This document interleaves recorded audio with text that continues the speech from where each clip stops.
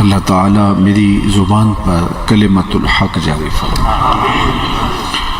میرے ساتھ آپ کی جو محبت ہے وہاں سے لے کر یہاں پہنچنے تک، جس کو میں نے کھلی آنکھوں سے دیکھا، یہ اصل میری محبت نہیں ہے، یہ عکس ہے حضور کی محبت کا۔ میرے استاد پڑھا کرتے تھے کہ محمد کی وساطت سے محبت تیری میری ہے، محمد کی وساطت سے محبت تیری میری ہے، محبت اصل ہے ان کی، نہ تیری ہے نہ میری۔ تو یہ عکس ہے اس محبت کا، ورنہ میری آپ سے رشتہ داری نہیں ہے۔ یہ ذی وقار علماء کرام جو تشریف فرما ہوئے تھے، ان سے بھی میری پہلی ملاقات تھی، اور یہاں تو علماء کا ایک گلدستہ ہے، ایک سے بڑھ کر ایک نورانی چہرہ ہے، اور آپ لوگ جس طرح سے پیار دے رہے ہیں، آپ کی آنکھوں کی پتلیوں پہ محبت لکھی ہوئی ہے۔ یہ بڑے اونچے اونچے پہاڑ ہیں، لیکن آپ کی محبت ان پہاڑوں سے بھی بلند ہے۔ تو کیا میرے جیسے پست قامت شخص کے لیے اتنی اونچی محبت ہو سکتی ہے؟ کبھی نہیں۔ اصل دل با محبوب حجازی بستائیں، زین جہت با یک دیگر پیوستائیں، چون گلے صد برگ مارا بو یکیست، او کے جانے ای نظامو او یکیست، مست چشم ساکیے بتہاستیں، در جہاں مثل مو می ناستیں، ہزاروں قومیں وجود میں آئیں خشک و تر کے رشتے سے، ہم نے بنیاد دوستی رکھی یاد خیر البشر کے رشتے سے۔ ہمارے پیار کی سانچ، ہماری الفت کا سبب ذات رسالت مآب صلی اللہ علیہ وآلہ وسلم ہے، اور یہ محبت لازوال ہوتی ہے، باقی محبتیں ٹوٹ جاتی ہیں، شکست و ریخت کا شکار ہو جاتی ہیں۔ لوگ کہتے ہیں کہ زمانے پہ ہم نے وفا ہی نہیں دیکھی، یہ گاڑیوں کے پیچھے لکھا ہوتا ہے صنم بے وفا۔ تو میں اپنے دوستوں سے پوچھتا ہوں اس کا کیا مطلب؟ تو وہ کہتے ہیں جناب آپ بتائیے۔ میں نے کہا کسی نے کسی سے پیار کیا ہوگا اور پھر اس نے دھوکہ دے دیا، تو آج یہ تحریری احتجاج کر رہا ہے، صنم بے وفا۔ میں نے کہا میاں تو نے پیار ہی اس سے کیا جس نے تیرا ہاتھ چھوڑ دیا، آ تجھے اس چوکھٹ پہ لے چلوں، جو ہاتھ پکڑتے ہیں تو حشر کے دن بھی نہیں چھوڑتے۔ محبت وہاں کریں جو محبت کو نبھانا جانتا ہو، دل اسے دے جو کم از کم دل بر تو ہو۔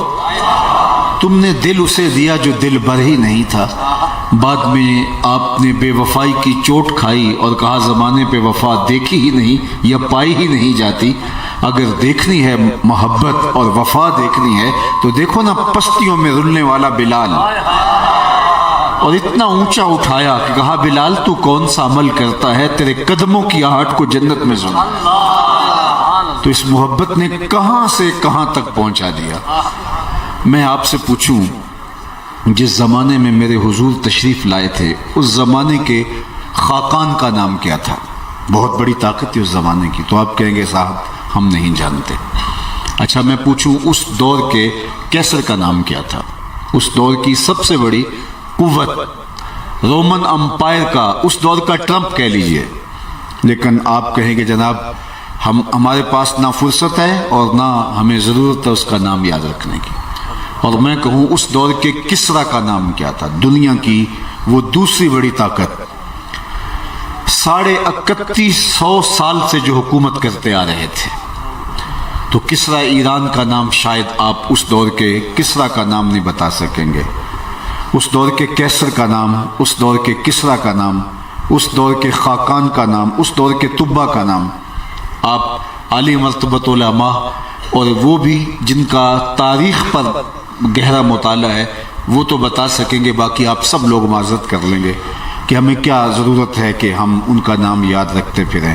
لیکن میں اس مجلس میں موجود سب سے کم عمر بچے سے پوچھوں کہ میرے حضور کے مؤذن کا نام کیا تھا، تو وہ سر اٹھا کے بلال حبشی کا نام لے گا یا نہیں لے گا؟ یار اس دور کے خاقان کا نام تو کسی کو آتا نہیں، اس دور کے طبا کا نام تو کسی کو آتا نہیں، اس دور کے کیسر، اس دور کے کسرا کا نام تو زمانہ بھول گیا، لیکن کالے رنگ کے بلال کا نام آج بھی لوگوں کے لبوں پہ موجود ہے۔ دنیا کے جس کونے پہ بھی چلے جاؤ آپ کو ایک مسجد حضرت بلال کے نام کی ضرور ملے گی۔ تو اقبال تڑپ کے بولا، اقبال یہ کس کے عشق کا فیضام ہے، رومی فنا ہوا حبشی کو دوام ہے۔ تو یہ محبت لازوال ہے، اور یہ محبت پستیوں سے اٹھا کے اوج ثریا تک پہنچا دیتی ہے، دنیا کی محبتیں رسوا کر دیتی ہیں۔ غالب نے کہا تھا عشق نے غالب نکما کر دیا، ورنہ ہم بھی آدمی تھے کام کے۔ استاد میر تقی میر نے کہا تھا پھرتے ہیں میر خار کوئی پوچھتا نہیں، اس عاشقی میں عزت سادات بھی گئی۔ تو یہ عزت سادات بھی یہ محبتیں لے ڈوبتی ہیں، لیکن میں جس محبت کی کہانی چھیڑ کے بیٹھا ہوں، میرا اور آپ کا جس محبت کے بنیاد پر رشتہ ہے، ہمارا اپنے آقا و مولا سے جس بنیاد پہ رشتہ ہے، تو یہ بندہ نواز محبت ہے۔ اس نے تو نکما کر دیا، یہ نکموں کو بھی کام کا بنا دیتی ہے۔ اللہ اکبر، یہ پستیوں سے اٹھا کے اوج ثریا کی بلندیوں تک پہنچا دیتی ہے۔ یہ ذرا نواز، اللہ اکبر، یہ وہ محبت ہے کہ یار آپ عربوں کی نخوت، ان کا تکبر اور ان کی رونت اور ان کے اندر موجود تعصب کی کہانیاں تو علماء سے سنی ہوں گی، لیکن اس محبت کی کرشمہ سازیوں کے رنگ بھی دیکھیے۔ جب کالے رنگ کا بلال حضور کے وصال کے بعد شہر مدینہ چھوڑ جاتا ہے کہ اب ان گلیوں میں حضور دکھائی نہیں دیتے، تو اب شہر میں کیا رہنا، اور جا کے شام کے علاقہ داریہ میں قیام پذیر ہو جاتے ہیں۔ پھر ایک دن حضور خواب میں ملتے ہیں اور فرماتے ہیں ما حاضر الجفت یا بلال، بلال یہ کیا بے وفائی ہوئی، یار ہو کے ملنے بھی نہیں آتے ہو۔ پھر دن رات سفر کرتے ہوئے آپ مدینہ المنورہ پہنچتے ہیں۔ اللہ اکبر، اللہ اکبر۔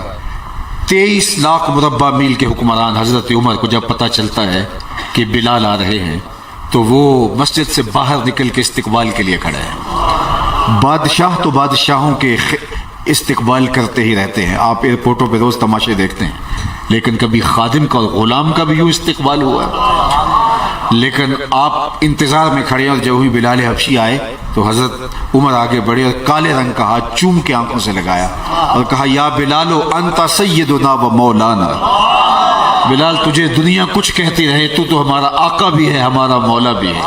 اقبال یہ کس کے عشق کا فیضام ہے، رومی فنا ہوا حبشی کو دوام ہے۔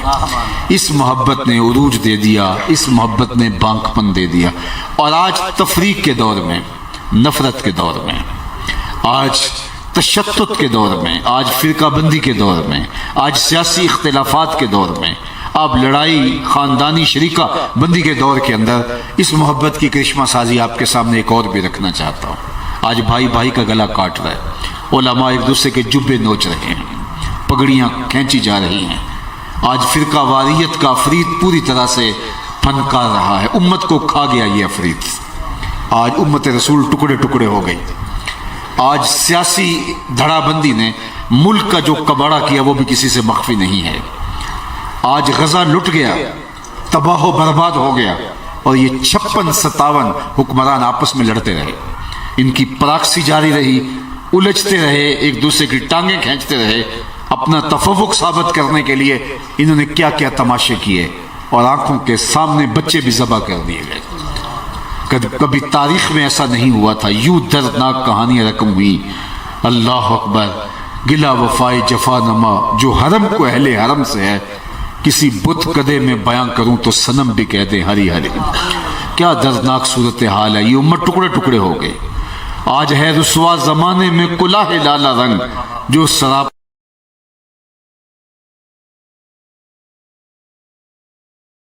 نازتے ہیں آج مجبور نیاز۔ دنیا جن کی باج گزار ہوتی تھی آج وہ خود کا سے لیے کھڑے ہیں۔ آج دنیا ہم سے نہیں ڈرتی، ہم دنیا سے ڈر رہے ہیں، خوف سے لرز رہے ہیں، اور دنیا کے عیاش اور مکار حکمرانوں کے سامنے ہاتھ بندھے آج مسلم حکمران دکھائی دیتے ہیں۔ ہماری ماضی کی یہ تاریخ تو نہیں تھی، جب اس وقت ہماری تعداد بھی اتنی نہیں تھی، ہم تو نہ ہونے کے برابر تھے، دنیا میں عددی کثرت نہیں رکھتے تھے، لیکن آج ہم دنیا پہ جو ایک معقول تعداد رکھتے ہیں، ہر چوتھا شخص مسلمان اس وقت دنیا کا۔ دنیا کی 6 ارب 7 ارب آبادی میں سے 1 ارب 80 کروڑ مسلمان بس رہے ہیں، لیکن ٹگے کی ویلیو نہیں ہے، استرداد کا حق حاصل نہیں، ویٹو کا حق حاصل نہیں ہے۔ رسوائی کا، ذلت کا، پستی اور زبوں عالی کا کوئی حد سے گزر نہ دیکھے۔ یہ امت آج جس رسوائی کے کار مذلت میں گر چکی ہے، اتنی کثرت کے باوجود، ہم تو صرف 313 تھے، اب تو 1 ارب 80 کروڑ ہے، اس وقت صرف 313 تھے۔ ابو جہل کا جاسوس تھا عمیر بن وہب، اس نے اس کو کہا جا کے دیکھ کے آؤ مسلمانوں کی تعداد کتنی ہے، تو وہ واپس آ کے رپورٹ دیتا ہے کہ میں خوب وادیوں اور ٹیلے دیکھ آیا ہوں، پیچھے کمک بھی موجود نہیں۔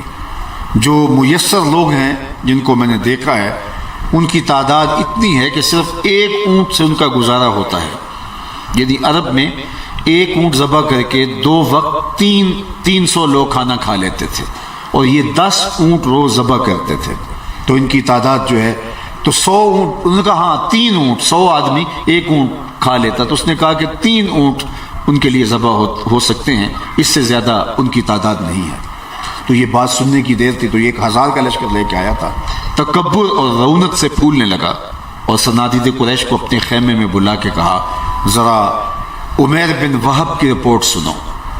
ابن حشام نے اس واقعہ کو بڑی تفصیل سے ذکر کیا ہے، تو یہ کہتا ہے کہ صرف 3 اونٹ ان کی خوراک ہے 2 وقت کی، یعنی لڑائی کی نوبت نہیں آئے گی، رسیاں اکٹھی کرو، صبح انہیں پکڑتے جائیں گے، جکڑتے جائیں گے، اور اونٹوں کے ساتھ ان کی مشکیں کس لیں گے، اور یہاں سے ان کو باندھ کے لے جائیں گے مکے میں، اور حرم کے آس پاس اطراف کی دیواروں کے ساتھ ان کو باندھ کے دنیا کو ان کا تماشا دکھائیں گے کہ یہ نیا دین لے کر آئے تھے۔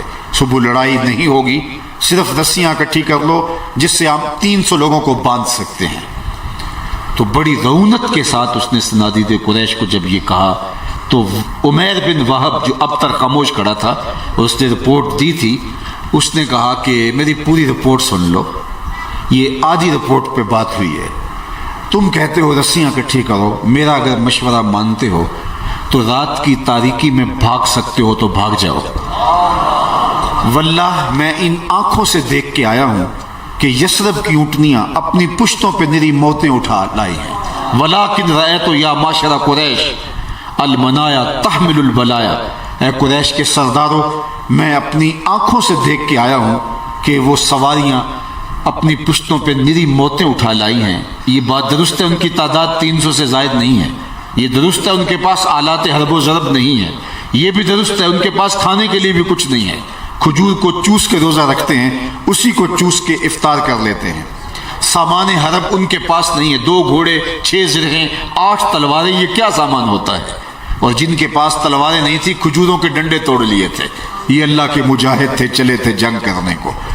تو کہا کہ لیکن میں نے اپنی ان آنکھوں سے دیکھا ہے کہ یثرب کی اونٹنیاں اپنی پشتوں پہ نری موتیں اٹھا لائی ہیں، اور تم کہتے ہو رسیاں اکٹھی کرو، میرا مشورہ یہ ہے کہ رات کی تاریکی میں بھاگ سکتے ہو تو بھاگ جاؤ۔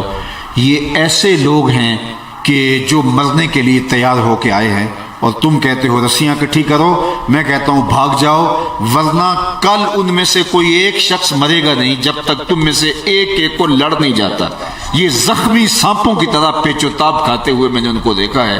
اور اگلے دن عظیمت کی جو انوکھی داستاں اہل ایمان رقم کی، میرے رب نے بھی اس دن کو یوم فرقان کہہ کے پکارا۔ صرف 313، وہ بھی فاقہ مست، آلات حرب و ضرب بھی نہیں، اور آج 56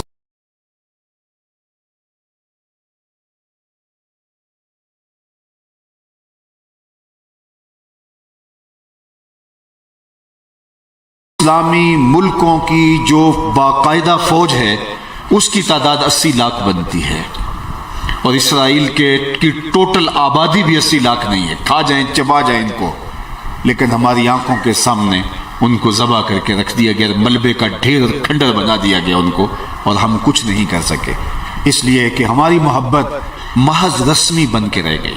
وہ محبت جو عمل سے ہم آہنگ ہوتی ہے، وہ محبت امت کو توڑتی نہیں، امت کو جوڑتی ہے۔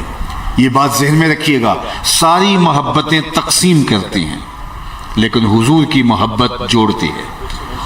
باقی محبت بن گئی، افراد کی رکیب پیدا کرتی ہیں، لیکن سن لو اللہ کے محبوب کی محبت رقیب پیدا نہیں کرتی، حبیب پیدا کرتی۔ اگر میں حضور سے پیار کرتا ہوں تو دہائی دیتا ہوں آؤ تم بھی حضور سے پیار کرو۔ آپ پیار کرتے ہیں تو دہائی دیتے ہیں لوگوں آؤ تم بھی حضور سے پیار کرو۔ اور یہ محبت اگر اپنے تقاضوں کے ساتھ مستحکم ہو جاتی ہے تو پھر صحیح معنی میں امت امت بن جاتی ہے، معاشرہ معاشرہ بن جاتا ہے، اور یہ محبت توانائی دیتی ہے۔ اقبال کے سارے کلام کا رس نچوڑیں تو خلاصہ یہ نکلتا ہے، قوت عشق سے ہر پست کو بالا کر دے، دہر میں اس میں محمد سے اجالا کر دے۔ پھر روشنیاں ہوں گی، پھر اندھیرے نہیں ہوں گے۔ محبت تو قوت کا نام ہے، محبت تو توانائی کا نام ہے، محبت تو پہاڑوں کے کلیجے چیر دیتی ہے، محبت تو دریاؤں سے راستے تلاش کر لیتی ہے، محبت تو جو ہے وہ کائنات کو تسخیر کرنے کا نام ہے۔ تو ہماری پھر محبت اس میں کوئی سکم ہے، اس میں کوئی کمی ہے۔ اقبال نے کہا تھا اے بلبل شوریدہ تیرا نغمہ خام ہے ابھی، کچھ اور دیر کے لیے سے اپنے سینے میں تھام ابھی۔ ہم نے اپنی محبت کو پختہ تر کرنا ہے اور محبت کو عمل سے ہم آہنگ کرنا ہے۔ آؤ میں تمہیں حضور کی بارگاہ میں لے چلتا ہوں، اور ایک مجلس برپا ہے اور اللہ کے محبوب وضو فرمانے لگے ہیں۔ ابھی حضور علیہ الصلوۃ والسلام وضو فرمانے لگے تو حضور کے بدن سے چھوا ہوا پانی جب زمین پہ گرنے لگا تو صحابہ نے گرنے نہیں دیا، اپنے ہاتھوں پہ لے لیا۔ اللہ اکبر۔ اور پھر جس کو وہ پانی میسر نہیں آیا انہوں نے ان صحابہ کے گیلے ہاتھوں سے ہاتھ رگڑ کے اپنے چہروں پہ مل لیا۔ جن اکھیاں دل بر ڈٹھا او اکھیاں ہی تک لیاں، تو ملیوں تا ساجن ملیا ہن آساں ہی لگ رہیاں۔ اللہ، یہ ان کی محبت کا تقاضا تھا، حضور نے حکم نہیں دیا تھا، لیکن محبت اپنے راستے خود تلاش کر لیتی ہے۔ حضور نے ایک دفعہ پچنے لگوائے تو ایک لگن میں خون جمع کر لیا گیا، تو ایک صحابی سے کہا جاؤ اس کو ایسی جگہ بہاؤ جہاں کسی کے قدم نہ پہنچے۔ تو وہ اس حضور کے مبارک خون کو ایک لگن میں لیے ایک پتھر کی اوٹ میں جا کے بیٹھ کے نوشے جاں کر جاتا ہے۔ اس سے بہتر مشروب کیا ملے گا، میرے خون میں ان کا خون شامل ہو جائے۔ تو جب وہ واپس پلٹ کے آیا تو آقا کریم نے فرمایا اس کو ٹھکانے لگائے ہو؟ جی حضور ایسی جگہ جہاں کسی کے قدم نہیں پہنچ سکتے۔ حضور مسکرائے اور فرمایا لعلک شربتا، شاید تم نے پی لیا ہے۔ قال نعم، جی حضور میں نوشے جاں کر دیا ہے۔ حضور ناراض نہیں ہوئے کہ خون کی تو حرمت قرآن میں ہے، انما حرم علیکم المیتۃ والدم، لیکن صاحب یہ اور لوگوں کے خون کی بات ہے۔ تو کہا کہ حضور نے یہ نہیں کہا کہ تم نے خون کیوں پی لیا، بلکہ فرمایا یا غلام قد حررت نفسک من النار، اے بیٹے تو نے اپنے آپ کو آتش دوزخ سے بچا لیا ہے۔ تیرے خون میں جب میرا خون شامل ہو گیا تو آتش دوزخ سے اپنے آپ کو تو نے محفوظ کر لیا ہے۔ تو صحابہ تو حضور کے مبارک خون کو بھی زمین پہ نہیں ڈالا۔ آج تک آپ نے محبت کی لوک داستانیں سنی ہوں گی، بڑے بڑے محبوں نے محبوبوں کے لیے کیا کچھ کیا، بھینسیں بھی چرائیں اور کیا کچھ نہیں کیا، لیکن آج تک کسی محب کو محبوب کا لعاب ہاتھ میں لیتے نہیں دیکھا ہوگا۔ لیکن یہ پیار کی انوکھی مثال، حافظ شیرازی نے کہا تھا ایک دن اپنے محبوب سے مخاطب ہو کے کہ تیرے جیسا زمانے میں، میرے جیسا زمانے میں کوئی محب نہیں ہے، جیسا میں محب ہوں ایسا لکھاں آئے لوگ زمانے تے محبوب خدا جیا کوئی نہیں، لکھاں سونے بن بن بیندے نے او دی خاکے پا جیا کوئی نہیں۔ جو حسن ان کو دیا گیا وہ انہی کا مقصوم ہے۔ تو آقا کریم وضو کرنے لگے تو پانی صحابہ نے زمین پہ نہیں گرنے دیا۔ آقا کریم کے اس غسالہ نور کو، اس پانی کی، اس حضور کے وضو کی اعضائے مقدسہ کی اترن کو صحابہ نے اپنے ہاتھوں پہ لے لی اور اپنے چہروں پہ ملنے لگے۔ تو آقا کریم نے جب ان کی محبت کا یہ مظہر دیکھا تو فرمایا ما یحملکم علی ھذا، تم اس بات پر کس نے ابھارا، میں نے تو اس کو حکم نہیں دیا، میں نے تمہیں اس کی ترغیب نہیں دی،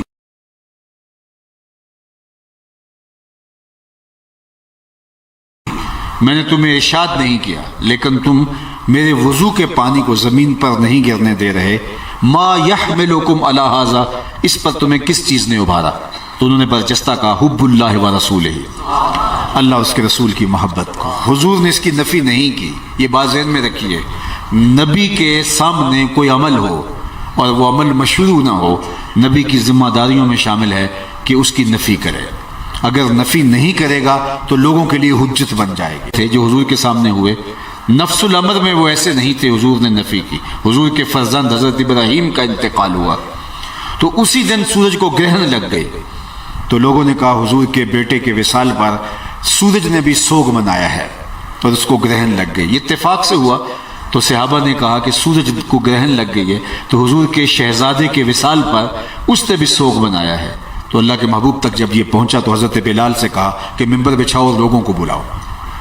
بلال حبشی گلیوں بازاروں میں آواز دے رہے تھے الصلاۃ جامع، لوگ جمع ہو گئے مسجد میں، اور حضور ممبر پہ تشریف فرما ہوئے، اللہ کی حمد بیان فرمائی اور پھر ارشاد فرمایا ان الشمس والقمر آیتان من آیات الرحمن لا یخسفان بموت احد منکم۔ لوگوں سن لو، سورج اور چاند اللہ کی نشانیوں میں سے دو نشانیاں ہیں، کسی کے جینے مرنے سے اس کو گرہن نہیں لگا کرتے۔ ایک حقیقت بیان کر دی۔ اب لیکن یہاں اللہ کے محبوب خاموش ہے کہ انہوں نے کہا ہم اللہ اس کے رسول کی محبت کی وجہ سے آپ کے وضو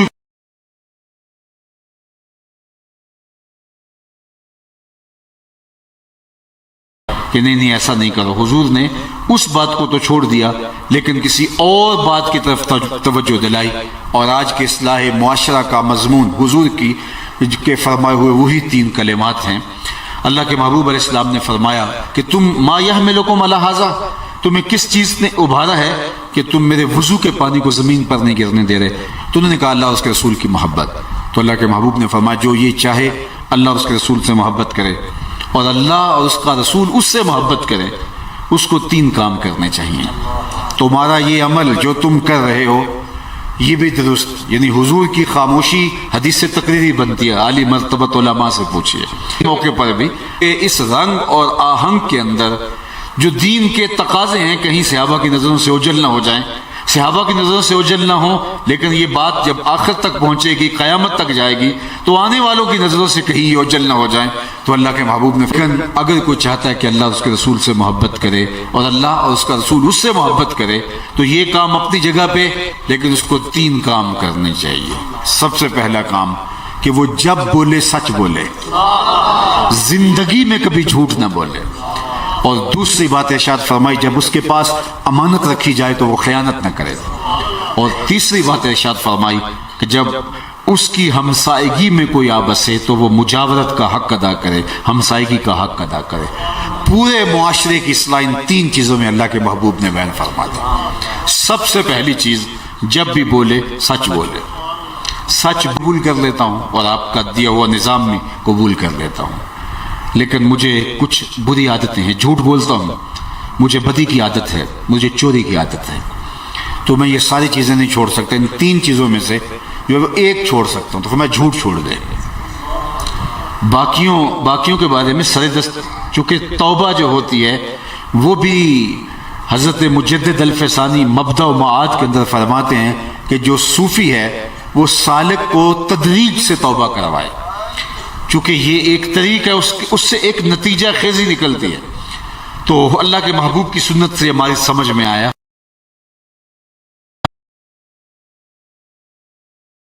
ہم نے تیرے قرآن کو سینوں سے لگایا، ہم نے پھر بھی ہم سے گلا ہے کہ وفادار نہیں، ہم وفادار نہیں، تو بھی تو دلدار نہیں۔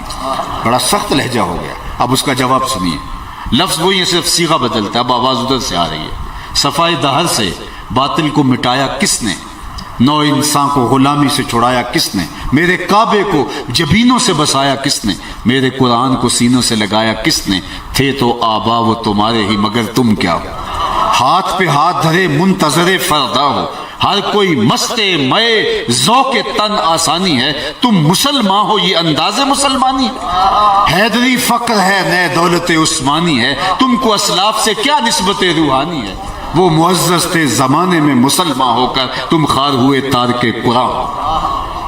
آج ہم اہل بیت اور صحابہ کے نام پہ لڑ رہے ہیں، جو اہل بیت کے نام پہ لڑ رہے ہیں اہل بیت کی تعلیمات کے قریب بھی نہیں جاتے، اور جو صحابہ کے نام پہ لڑ رہے ہیں صحابہ کے نام کی تعلیمات کے قریب تک نہیں جاتے۔ اقبال نے کہا تو کہ نشناسی خفی راز جلی ہوشیار باش، اے گرفتار ابو بکر ولی ہوشیار باش، تجھے سمجھنا ہوگا کہ تیرے ساتھ کیا ہو رہا ہے، तशद्दुद और इफ्तिराक के बीज बो करके तुझे मजीद तकसीम दर तकसीम के अमल से गुजारा जा रहा है, तूने समझना होगा। और ये अमल से बेगाना करने की राहें हैं जो तराशी जाती हैं, और उम्मत फिर टुकड़ों से फिर आगे ग्रोहों से आगे लाबियों में तकसीम होती चली जा रही है। 72-73 फिरके कौन से कम थे इस उम्मत को तोड़ने के लिए। आगे मजीद तकसीम दर तकसीम की दलदल में फनसते चले जा रहे हैं। तो हमने इन पाकीज़ा ज़वात से भी अपनी मोहब्बत जो अमल से हम आहंग हो, और कुरान किताब रहमत से भी अपनी मोहब्बत जो अमल से हम आहंग हो। बल्कि इकबाल ने तो एक बड़ी खूबसूरत बात कही, बबंदे सूफी व मुल्ला असीरी हयात हिकमत कुरान गिरी बायातश तुरा कार जुजी नेज क्या यासी ने वो आसां बमेरी। तू जाहिल सूफी और काहल मुल्ला के ऐसे फंदे में फंसा कि तूने कुरान से जिंदगी तलाश नहीं की। कुरान की आयतों से तुझे सिर्फ इतना सरोकार है, जब तेरे बूढ़े की रूह अटक गई तो सूरा यासीन लेके बैठ गया कि मैं इसकी तिलावत करूं, इसकी रूह आसानी से निकल जाए।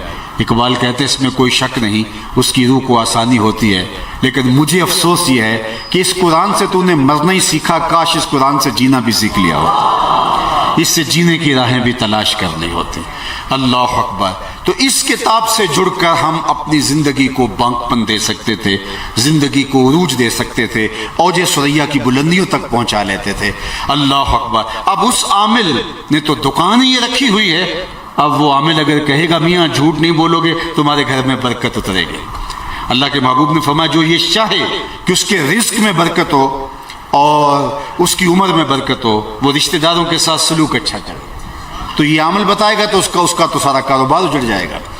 तो फरमाया कि झूठ जब कोई शख्स बोलता है तो नतीजा क्या होता है कि रहमत के फरिश्ते जो उसके हिस्से का पार्सल लेके आ रहे होते हैं फिर वो रुक जाते हैं। तो मेरी और आपकी ज़िंदगी में अगर सच उतर आता है, सच दाखिल हो जाता है, तो फिर हम एक साले कौम बन के उभरते हैं। दुनिया के ऊपर जिन कौमों ने तरक्की, उरूज और बांकपन पाया है वो वही कौमें हैं जिन्होंने सच के दामन को थामा। और ये अगर काफिर कौम भी सच को इख्तियार कर लेती है तो वो आगे चली जाती है। और हम मोमिन हो के, क्या हम मुसलमान हैं और हमने ये ठेका ले लिया कि हम मुसलमान हैं तो लिहाजा हम एक भी चीज़ पे अमल ना करेंगे तो ऊपर हम होंगे, ऐसा नहीं होता। ये अल्लाह ताला जल्ला शानहू के तयशुदा उसूल है। तने मुर्दा से बेजार है हक, खुदाए जिंदा जिंदों का खुदा है। जो मेहनत करे, मन जहादा वजदा, अल्लाह उसको ही उरूज अता करता। वो काफिर भी करे, हाँ काफिर का हिस्सा सिर्फ दुनिया में, आखिरत में नहीं है। मोमिन का हिस्सा दुनिया में भी है और आखिरत में भी है। और अल्लाह ताला मोमिन के काम में थोड़े में ज्यादा बरकत डाल देता है। लेकिन अगर वो कहे मैं हाथ पे हाथ धर के बैठूं और कुछ भी ना करूं, और चूंकि मैं मुसलमान हूं, तो आपने अल्लाह पे साहब को एहसान नहीं किया। वो जो निज़ाम शरीयत दिया है उस पे अमल करोगे तो तुम्हें बुलंदी अता करेगा।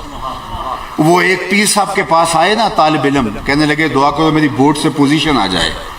तो पीर साहब ने कहा कि पेपर तो आपके बहुत अच्छे हो गए होंगे। तो उसने कहा नहीं पेपर तो मैंने दिए ही नहीं।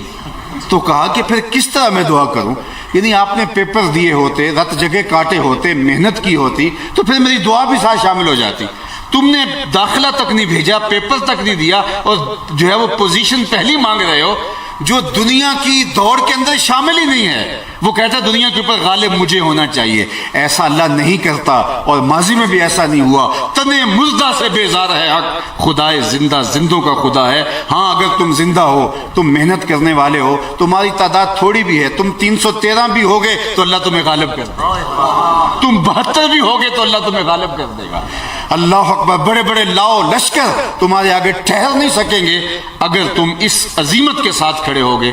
लेकिन अगर तुम मेहनत ही नहीं करोगे तो फिर दुनिया के ऊपर, बल्कि वो इकबाल ने कहा था शोर है कि दुनिया से मुसलमान हो गए नाबूद। हम ये कहते हैं कि थे भी कहीं मुस्लिम मौजूद, वज़ा में तुम नसारा हो तो तमद्दुन में हुनूद। ये मुसलमान हैं जिन्हें देख के शर्माए यहूद।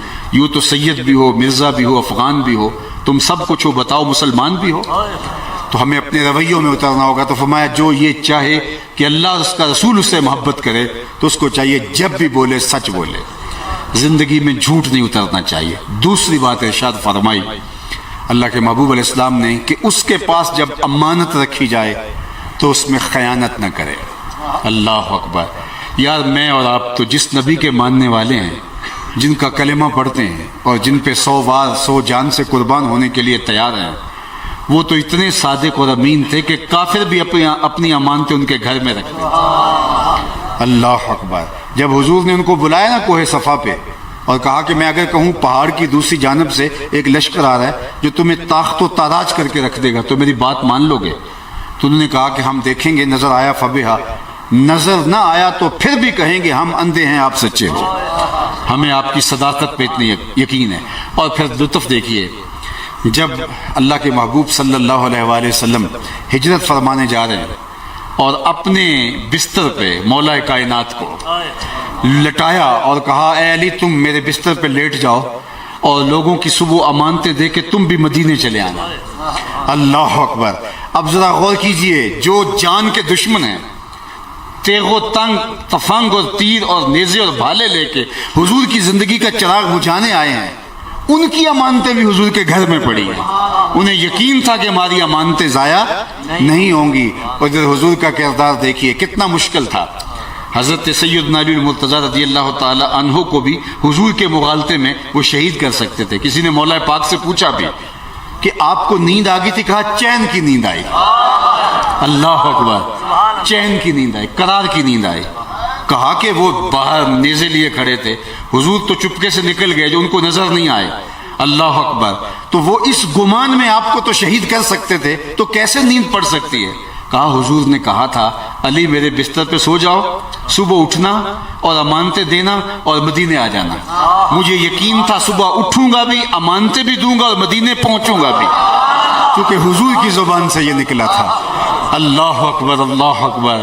کیا شان ہے، تم لڑائیاں کر رہے ہو وہ بستر پہ لیٹے ہوئے، کیا مزے ہیں، کیا حضور علیہ السلام کو ان پہ اعتماد اور کس شان و شوکت کے ساتھ کن عظمتوں کا باغپن اللہ نے ان کو نصیب فرمایا ہے۔ تو دیکھیے ذرا، جو جان کے دشمن ہیں، حضور کی امانتیں ان کے گھر میں پڑی ہیں، انہیں بھی یقین ہے امانتیں ضائع نہیں ہوں گی۔ اور دوسری جانب اللہ کے محبوب کا کردار دیکھیے، جو جان کے دشمن ہیں ان کی امانتیں بھی لٹا کے اپنے بھائی کو حضرت سیدنا علی المرتضیٰ کو لٹا کے وہاں بٹھا کے کہا کہ ان کو امانتیں واپس کر کے آنا تاکہ ہمارے ذمے ایک بھی امانت باقی نہ رہے جو اس کے حقدار تک نہ پہنچے۔ ہم اس آقا و مولا کے ماننے والے کیسے خیانت کر سکتے ہیں؟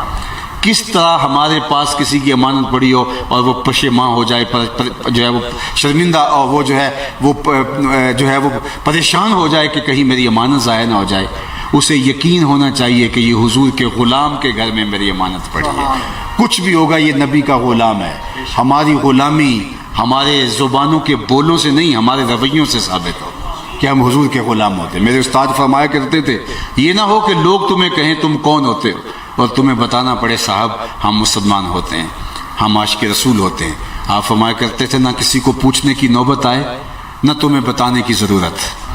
تمہاری وضاحت، طرز زندگی، انداز معاشرت، طرز حیات ایسا ہونا چاہیے تم دور سے چلے آ رہے ہو، لوگ کہیں وہ دیکھو حضور کا غلام آ رہا ہے۔ میں دودھ دہی کی دکان پہ بیٹھا ہوں اور میرے یہاں حضور کے نام کا بیج لگا ہوا ہے، تو کسی کو دودھ خریدتے ہوئے جو ہے وہ کوئی ڈر نہیں ہونا چاہیے کہ یہاں پانی ملا دودھ مل سکتا ہے، کیونکہ یہ عاشق رسول کی دکان۔ میرے گھر کی چھت کے اوپر جھنڈا لگا ہے حضور کے نام کا، تو کسی کو رشتہ کرتے ہوئے کسی کو تحقیق کرنے کی ضرورت نہ ہو۔ جب حضور کے نام کا جھنڈا اس کے گھر میں لگا ہے تو یہ کیسے دھوکہ کر سکتا ہے، کیسے فراڈ کر سکتا ہے؟ یہ تو نبی کا ماننے والا ہے۔ لیکن میں اوپر سے یہاں 5-7 بیج لگائے ہوں، لیکن ہاتھ ملاؤں تو انگلیاں توڑ دوں۔ اس کے لہجے میں یوں تو برف تھی، لیکن جو چھو کے دیکھا تو ہاتھ جل گئے۔ نہیں میاں، ہمارا عمل گواہی دے کہ ہم حضور کے غلام ہیں، ہمارا رویہ گواہی دے کہ ہم حضور کے غلام ہیں، ہمارا طرز معاشرت گواہی دے کہ ہم حضور کے غلام ہیں۔ اور تیسری بات اللہ کے محبوب علیہ السلام نے ارشاد فرمائی، آقا کریم نے فرمایا کہ جب کوئی تمہاری ہمسائیگی میں آ بسے تو پھر حق کے مجاورت ادا کرو، ہمسائے کے حق کو ادا کرو۔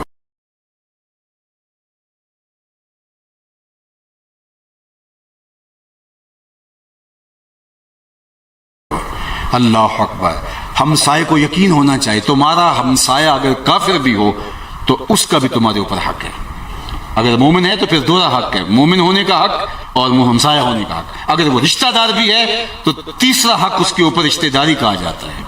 تو کئی حق ہیں ہمسایوں کے ساتھ جو ہمارے بنتے ہیں. فرمایا جبریل امین نے مجھے ہمسائے کے حقوق کے حوالے سے اس قدر تاکید کی کہ مجھے لگا کہیں وراثت میں حقدار نہ بنا دیا جائے. تو ہمسایہ، اور ہمسایہ یہ 7 دیوار والا نہیں ہوتا، 40 گھروں تک ہمسایہ ہوتا ہے. اور مجھے بتاؤ کہ اگر ہم اپنے ہمسایوں کو اپنا ہمسایہ مان لیں اور شریعت کے مطابق ان سے رویہ اچھا کر لیں تو کیا معاشرہ صالح نہیں ہو جائے گا؟ کیا پاکیزہ معاشرت ترتیب نہیں پا جائے گی؟ یار ایک گلی کے اندر، ایک چھوٹے سے محلے کے اندر 15 گھر ہیں، ان میں سے 2 عمرا ہیں، 5-7 متوسط ہیں، 5-7 گھر غریب ہیں. تو کیا وہ امیر لوگ اور وہ متوسط لوگ ان غریبوں کی بیٹیوں کو اپنی بیٹیاں سمجھ لیں تو کیا کوئی شادی میں مسئلہ ہو جائے گا ان کو؟ یہ ایک یونٹ ہے. میں سمجھتا ہوں یہ مسجد بھی ایک یونٹ ہے. یہ مسجد کی انجمن ایسٹ انڈیا کمپنیاں بن کے یہ صرف مولوی صاحب کو کنٹرول کرنے کے چکر میں نہ رہا کریں، بلکہ ان کی ذمہ داری ہے کہ محلے میں دیکھو کوئی بھوکا تو نہیں سویا. ہمارے دین نے کہا کہ ہمسایہ بھوکا سو گیا تو تمہاری نماز 40 دن قبول نہیں ہے. یہ دیکھنے کی بات ہے. اللہ نے تمہیں صلاحیت دی ہے، تم محلے کے غربا کو دیکھو، اور عمرا سے بھی تمہارے رابطے ہیں، امیروں سے لو اور غریبوں کی جھولیاں میں. اور عزت نفس کا خیال رکھو، جن سے لو اور جن کو دو، تم درمیان میں پل بن جاؤ، دینے والے کو بھی نہ پتہ چلے یہ کس کی جھولی میں جا رہا ہے. عزت نفس. ہم نے تو اجتماعی شادیاں بھی کی تو ہم نے تماشا لگایا. ایک قطار کے اندر دلہنوں کو بٹھا دیا اور ایک قطار کے اندر جو ہے وہ دولہے بیٹھ گئے، اور سیٹھ حضرات آ کے جو ہے وہ قطاروں میں بیٹھ کے جی ہم یہ شادیاں کروا رہے ہیں. میں پوچھتا ہوں خدا نہ کرے اگر کوئی غربت کسی کو آ کے گھیر لے تو اس کی بیٹی کو وہاں بیٹھنا پڑ جائے تو کیا روح سخن ہوگا اس کا؟ رات کی تاریکی میں کاش اس کے ماں باپ کو پردے میں تم نے مدد کر دی ہوتی اور وہ بیٹی گھر سے نکلتی تو سسرال میں عزت اور طرح کی ہوتی. لیکن تم نے اپنی نمائش کے لیے کیا تماشا لگا دیا، اور لوگوں نے بھی داد دی، واہ واہ 40 شادی کروائیں، 50 شادیاں کروائیں. لیکن وہاں ان کی جو مجموعی اور اجتماعی تصویریں بنی، اخباروں میں چھپیں، اور پھر پورے محلے کو پتہ چلا یہ غریب ہیں. آنے والے براتیوں کو پتہ چلا کہ یہ ہمارے گاؤں کے لڑکے کی جس گھر میں شادی ہوئی ان کے پاس تو جہیز دینے کے لیے بھی نہیں تھا، یہ مانگ تانگ کے لیا ہے. تو مجھے بتاؤ اس محلے میں، اس سسرال میں جا کے اس کی بیٹی کی کیا عزت ہوگی؟ تو یہ کیا تم نے تماشا بنایا ہے؟ ہمارے دین نے تو ہمیں اس طرح کی تاکیدات فرمائی ہے کہ لوگوں کی عزت نفس کا خیال رکھا جائے، اور کہیں تمہاری وجہ سے جو ہے وہ ہمیں تو صدقہ مخفی دینے کا حکم دیا گیا ہے، اور اعلانیہ دینے کا بھی. اعلانیہ وہاں دے جہاں کوئی شخص مشخص نہ ہو. مسجد کے لیے فنڈ مانگا ہے، اعلانیہ دیں، باقیوں کو ترغیب ہے. لیکن جہاں کسی ذات کا مسئلہ ہو تو چوک میں کھڑے کر کے نہ دو، اس کو اندھیرے میں دو، اس کو بند کمرے میں دو. اللہ کے محبوب فرمائے وَرَجُلٌ تَصَدَّقَ بِصَدَقَةٍ فَأَخْفَاهَا حَتَّى لَا تَعْلَمَ شِمَالُهُ مَا تُنْفِقُ يَمِينُهُ. وہ شخص جس نے صدقہ کیا اور اتنے مخفی انداز میں کیا، جو دائیں نے خرچ کیا بائیں ہاتھ کو خبر ہی نہیں ہوئی. فرمایا قیامت کا دن ہوگا جب کوئی سایہ نہیں ہوگا، اللہ اس شخص کو اپنے عرش کا ٹھنڈا سایہ عطا فرمائے. لوگوں کی عزت نفس سے کھیلنا یہ نیکی نہیں ہے. لوگوں کی عزت کا خیال رکھا جائے اور ان کی سیلف رسپیکٹ جو ہے اس کو کہیں اس کے اوپر حرف نہ آنے دیا جائے. نمائش تو برباد کر، کسی عمل کو ریاکاری کے علاوہ شرک نہیں کہا گیا. تو آج ہماری معاشرت کے اندر وہ ایک تصویر میں نے دیکھی تھی کہ ایک آٹے کا توڑا اور 10 لوگوں نے ہاتھ ڈالے ہیں اور ایک غریب عورت کو دے رہے ہیں، وہ شرمندگی سے اپنا منہ کے اوپر کپڑا ڈالے ہوئے ہیں. ذرا تصور کرو کہ غربت، امارت، یہ اونچ نیچ، تلک الایام نداولها بین الناس، دن پلٹتے رہتے ہیں. اگر ہماری بیٹی بہن کو وہاں کھڑا ہونا پڑے ان 10 لوگوں کے سامنے ایک توڑا وصول کرنے کے لیے، ہمارے دل پہ چھریاں نہیں چلے گی. وہ بھی کسی کی بیٹی ہے، وہ بھی کسی کی بہن ہے. اگر اللہ نے آپ کو توفیق دی ہے تو لوگوں کی غربت سے تلذذ حاصل نہ کرو، لوگوں کی غربت کے تماشے نہ لگاؤ، لوگوں کی غربتوں کا اشتہار اخباروں میں نہ چھاپو، سوشل میڈیا کے اوپر ان کی تصویریں نہ چھاپو. لوگوں کی عزت نفس کا خیال رکھو، عرش کا رب تمہارے اوپر اور رہنمائی مہربانیاں فرمائے گا اور اپنی عنایت خاصہ سے تمہیں مالا مال فرمائے گا. بلکہ میں تو اپنے علاقے میں ایک رسم چلتی تھی، اس پہ بڑا زور دیا کہ زمانے میں، اب تو نہیں دیکھنے کو ملتی، لیکن ہم جب چھوٹے تھے تو وہ چلتی تھی. ہمارے دیہاتوں میں ہوتا تھا کہ جب شادی ہوتی تھی تو جو جہیز تیار ہوتا تھا اس کو 4 پائیوں کے اوپر بچھا دیتے تھے، اور پھر ایک عورت جو ہے وہ پورے محلے کے اندر جا کے محلے کی خواتین کو آ کے بتاتی تھی کہ ہماری بیٹی کا جہیز دیکھ جاؤ، اور اس کو ہماری زبان میں وہاں رسم وکالہ کہتے تھے، اور پھر وہ خواتین آ کے دیکھتی تھی، اور دیا تو اپنی بیٹی کو ہے، لوگوں کو کیوں دکھلا رہے ہیں؟ داد وصول کرنے کے لیے۔ خان صاحب نے، ملک صاحب نے، چودھری صاحب نے کمال کر دی، اتنا دیا۔ تو میں نے کہا میاں تم نے تو داد وصول کر لی، واہ واہ بھی لوگوں نے کہا، تندوروں پہ بھی باتیں ہوئیں، بیٹھکوں میں چوپالوں میں بھی باتیں ہوئیں، لیکن تم نے نہ سوچا تمہاری بیٹی کا جہیز دیکھنے والی خواتین میں سے یتیم بچیاں بھی تھیں، اس میں اس مزدور کی بیٹیاں بھی تھیں جو وہ مزدوروں والے اڈے پہ بوڑھا ہونے کی وجہ سے بیٹھا رہا اور اس کو کوئی لینے نہ آیا، اور آج بھی جب وہ واپس آیا تو اس کے قدم بوجھل پڑ رہے تھے۔ اس نے اپنی بیوی سے کہا تھا آج جو مزدوری ملے گی اس کا آٹا لے کے آؤں گا، لیکن جب وہ خالی ہاتھ پلٹا اور اس کی آنکھیں جھکی ہوئی تھی تو گھر کی دہلیز عبور کرنا اور اپنی بیوی سے آنکھیں ملانا اس کے لیے کتنا مشکل تھا، اور اندر کپڑے سی کے اپنے جہیز کی رقم کی جمع کرنے والی بیٹیاں جب اپنے باپ کو، بوڑھے باپ کو آج بھی خالی آتے ہوئے دیکھتی ہیں تو ان کے آنسو ان کے اندر جذب ہوتے ہیں۔ تمہاری بیٹیوں کا جہیز دیکھنے کے لیے وہ مزدور کی بیٹی بھی آئی، تم نے تو داد وصول کر لی، لیکن جو زخم اس کے کلیجے پہ لگا اس کا مداوع کون کرے گا؟ تارا ٹوٹتا سب نے دیکھا، یہ نہ دیکھا ایک نے بھی، کس کی آنکھ سے آنسو ٹپکا، کس کا سہارا چھوٹ گیا۔ ہمارے دین نے تو یہاں تک کہا یتیم کے سامنے اپنے بچے سے پیار نہ کرو، یہ میرا دین ہے، حضور کا لایا ہوا دین۔ بیوہ کے سامنے اپنی بیوی سے اظہار ملاطفت نہ کرو، اظہار محبت نہ کرو، غریب کے سامنے اپنے دولت کی نمائش نہ کرو۔ اللہ اکبر۔ ہمیں تو یہ بتایا گیا کہ بچے اکٹھے کھیل رہے ہوں، تمہارا بچہ بھی ان بچوں میں کھیل رہا ہو، تم نے اپنے بچوں کو بلانا ہے، کام پڑ گیا ہے تو کنارے کھڑے ہو کے میدان کے اس کو بیٹا کہہ کے آواز نہ دو، اس کا نام لے کے پکارو۔ جناب اس کا بیٹا کہہ کے پکار لیں گے تو کیا حرج ہے، بیٹا ہی تو ہے۔ کہا تم نہیں جانتے، ہو سکتا ہے کھیلنے والوں میں کوئی یتیم بھی کھیل رہا ہو، اور جب تم اپنے بیٹے کو بیٹا کہہ کے پکارو گے تو یتیم کا دل چڑھ جائے گا، آج میرا باپ ہوتا تو مجھے بیٹا کہہ کے پکارتا۔ تم اپنے بیٹے کو بیٹا کہہ کے نہیں پکارنا، اس کا نام لینا ہے۔ میرے حضور نے تو یہاں تک فرمایا اپنے گوشت کی خوشبو سے غریب ہمسائے کو تکلیف نہ دو، غریب ہمسائے کو تکلیف، یا تو پیالی شوربے کی جو ہے زیادہ بنا لو، ایک پانی کا گلاس زیادہ ڈال لو، اور ہمسایوں کے گھر بھی پیالے کی شوربے کی ایک پیالی بھیج دو، اور اگر یہ نہیں کر سکتے تو ایسے زاویے، ایسے وقت میں وہ کھانا پکاؤ جب غریب کے بچے سو چکے ہوں۔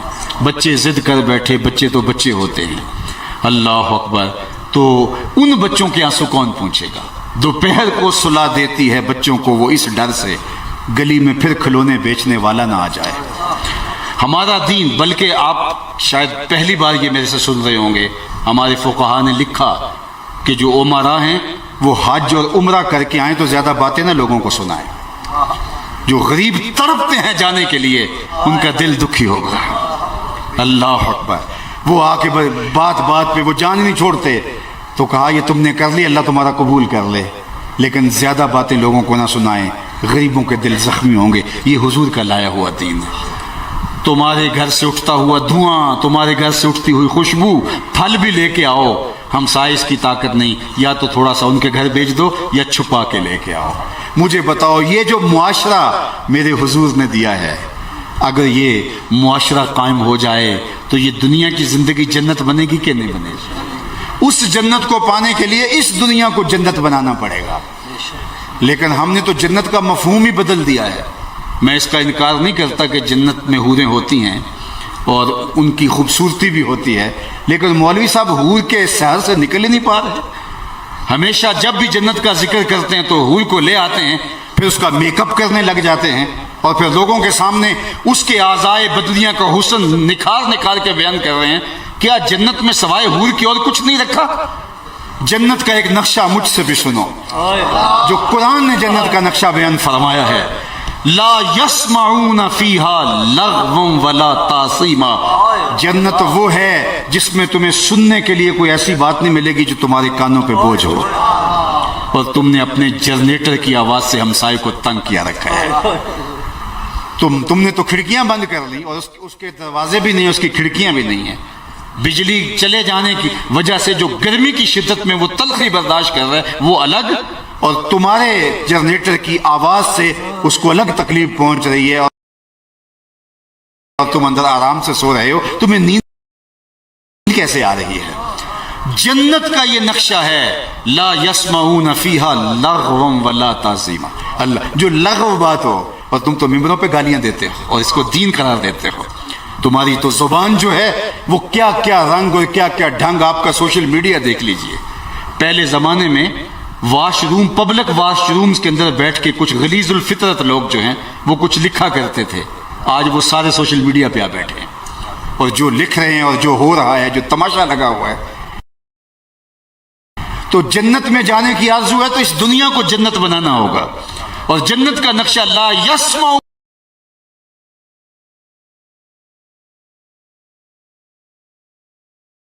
فیہا لغوا ولا تعصیما، وہاں آپ کو ایسی بات سننے کو بھی نہیں ملے گی جو آپ کی طبیعت پہ شاک گزرے، طبیعت کے اوپر بوجھ گزرے۔ تو آئیے میں اور آپ اپنے ہمسایوں کے ساتھ خوبصورت سلوک کر کے، سچ کے خوگر بن کے، اور جو ہے وہ امانات، کسی نے بات بھی کر دی ہو تو وہ بھی امانت ہے، بلکہ ہمارے دین نے یہ کہا ہے کہ کوئی کسی کو کہے نا جناب یہ بات ہے، یہ امانت رہی، وہ تو امانت ہے ہی ہے۔ یہ فرمایا گیا کہ کوئی تم سے بات کر رہا ہو اور بات کرتے دائیں بائیں دیکھ رہا ہو تو یہ امانت ہے۔ اللہ، یعنی تم سے کوئی ایسی بات کر رہا ہو، بات کرتے ہوئے دائیں بائیں دیکھ رہا ہو، تو آپ کو سمجھنا چاہیے کہ وہ چاہ رہا ہے کہ کوئی اور تو نہیں سن رہا، تو اب وہ بات وہ نہ بھی کہے تو ان حضور کے فرمائے ہوئے ان 3 اعمال کے ساتھ اپنی زندگی کو مزین کریں۔ یہ پورے دین کا خلاصہ بھی آپ کہہ سکتے ہیں۔ جب بھی بولو سچ بولو، تمہارے پاس امانتیں رکھی جائے تو کبھی اس میں خیانت نہ کرو، اور تیسری بات فرمائی کہ جو تمہاری ہمسائیگی میں آ بسے تو حق مجاورت ادا کرو، اس کی ہمسائیگی کے حقوق کا لحاظ اور اس کا پاس کرو، دیکھنا کیسے صالح اور پاکیزہ معاشرہ مرز وجود میں آتا ہے۔ اللہ اصلاح معاشرہ کے پاکیزہ عنوان کے ساتھ منعقدہ یہ خوبصورت مجلس کا ایک ایک لمحہ اپنی بارگاہ میں قبول اور مستجاب فرمائے۔ اور میں آپ سے یہ بھی کہوں گا کہ مساجد کے ساتھ اپنے ربط کو مضبوط کریں، علماء کے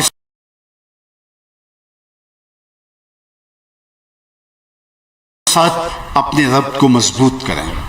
ہمارے حکیم خادم علی صاحب سے کسی نے کہا کہ حضرت ماضی میں جو علماء، جو مشائخ، جو پیر ہم سنتے تھے آج وہ نہیں ملتے، تو فرمانے لگے قدر کر لو، یہ بھی نہیں ملیں گے، یہ وقت رہے گا کہ یہ بھی آپ کو ڈھونڈ اب ان کو چراغ رخ زیبا لے کر۔ تو مدارس دینیہ کا قیام کرو، مساجد کا مدرسہ قائم یہ ہے کہ اہل خیر کو اس طرح کا ہونا چاہیے کہ جو مدرسہ کے ناظم اور ذمہ دار ہیں ان کو چندے کی اپیل بھی نہ کرنی چاہیے، یعنی اس قدر لوگ دان کریں اور اس چیز کا خیال رکھیں کہ ان کے پاس فراواں جو ہے وہ وسائل ہوں، بلکہ لوگ کہیں کہ صاحب یہ تو کر رہے ہیں، یہ رقم رہی، آپ یہ کام بھی شروع کریں، نہ یہ کہ ناظم رات سوچتا سوچتا سو جائے کہ صبح تنخواہیں کیسے دینی ہیں اور بچوں کا کھانا کیسے چلانا ہے۔ یہ اگر قسم کرسی کی حالت ہوگی تو پھر آپ سمجھیں کہ پھر کام تو ہو گیا۔ آئیے مجھے اور آپ کو اللہ نے جو وسائل دیے ہیں ان وسائل کے ساتھ جو ہے وہ ان مدارس دینیہ کے ساتھ کھڑے ہوں۔ اللہ کے محبوب نے فرمایا کہ صبح اس حالت میں کر کے تو خود عالم ہو، اور اگر ایسا نہیں ہے تو علم سیکھنے والا ہو، اور اگر ایسا نہیں ہے تو علماء کے پاس بیٹھنے والا ہو، ان کی مدد کرنے والا ہو، اور اگر یہ بھی نہیں ہے تو فرمایا کہ علماء سے محبت کرنے والا ہو۔ فرمایا 5واں نہ بننا، ہلاک ہو جائے گا۔ ہم نے یہ دیکھنا ہے کہ ہم 5ویں تو نہیں ہیں، ان 4 میں سے جس بھی دائرے کے اندر آپ ہیں ان مدارس دینیہ کے ساتھ کھڑے ہو جائیں۔ میں بار دیگر ان عالی مرتبت علماء کرام کا جو میرے پاس تشریف لے گئے اور جنہوں نے پذیرائی بخشی، آج اس اجتماع میں مصروف لوگ ہوتے ہیں علماء تشریف فرما ہوئے، اور آپ سب لوگ جس شوق فراواں کے ساتھ، چونکہ وہ اس طرح کا پاپولر خطاب جس طرح کا عمومی طور پہ کیا جاتا ہے تو میں تو نہیں کر پاتا، تو بہرحال پھر بھی آپ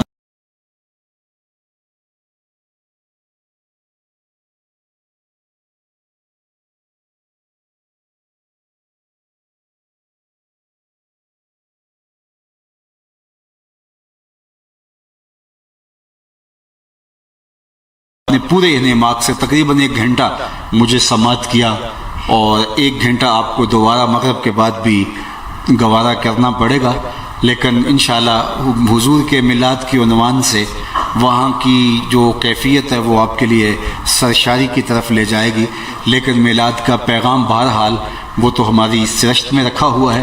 میں ان کا بھی شکر گزار ہوں، آپ کا بھی اللہ اس درسگاہ کو قیامت تک آباد رکھے، اور اس پورے علاقے کے اندر جتنے بھی مدارس دینیہ ہیں، مساجد ہیں، اللہ ان کے لیے اپنی خاص عنایتوں کا حظ وافر دے۔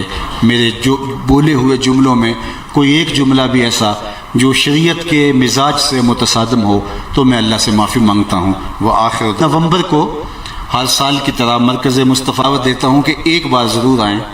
آپ کو یہ اجتماع رسمی طرز کا اجتماع نہیں ملے گا، یہ ایک تربیت اجتماع ہے، اور آپ اس سے بے پناہ فائدہ لے کر کے ہی لوٹیں گے۔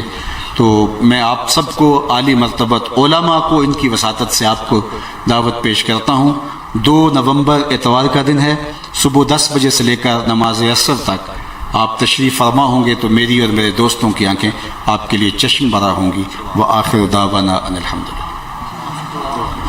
اللہم صلی علی سیدنا و مولانا محمد، نصیب کر دینا مقدر کی خزائیں رخصت فرما دیں، جئیں تو تیرے لیے، مریں تو تیرے دین کے لیے، زندگی کی آخری ہچکی تک تیرے رسول کے وفادار ہیں، ہر علت سے، ہر قلت سے، ہر ذلت سے رہائی عطا کر، اپنے پاک نبی کے در کی گدائی عطا کر، نفس و شیطان کے مکر و فریب سے، دجل و تلبیسات سے ہماری حفاظت فرما۔ اللہ میرے وطن عزیز کی خیر فرما، میرے ملک کو امن کے اجالے دے دے، دہشت گردی کے سلگتے علاؤ ٹھنڈے کر دے، امن کی بہاریں پیدا کر دے، معیشت کا جمال، معاشرت کا حسن اور صالح اقدار کا نور عطا کر دے۔ اے اللہ، اہل غزہ کی مدد اور نصرت فرما۔ اس آسمان کے نیچے، زمین کے اوپر تیرے علاوہ ان کا کوئی مددگار نہیں، اللہ ان کی حفاظت فرما۔ اقصیٰ کے دروازوں پر اللہ ان کو ڈٹے رہنے کی ہمت دینا، تاکہ امام مہدی کے عساکر میں شامل ہو سکیں، دجال کا مقابلہ کر سکیں، حضرت عیسیٰ کے عساکر میں شامل ہو سکیں۔ اللہ اس مرکز کو قیام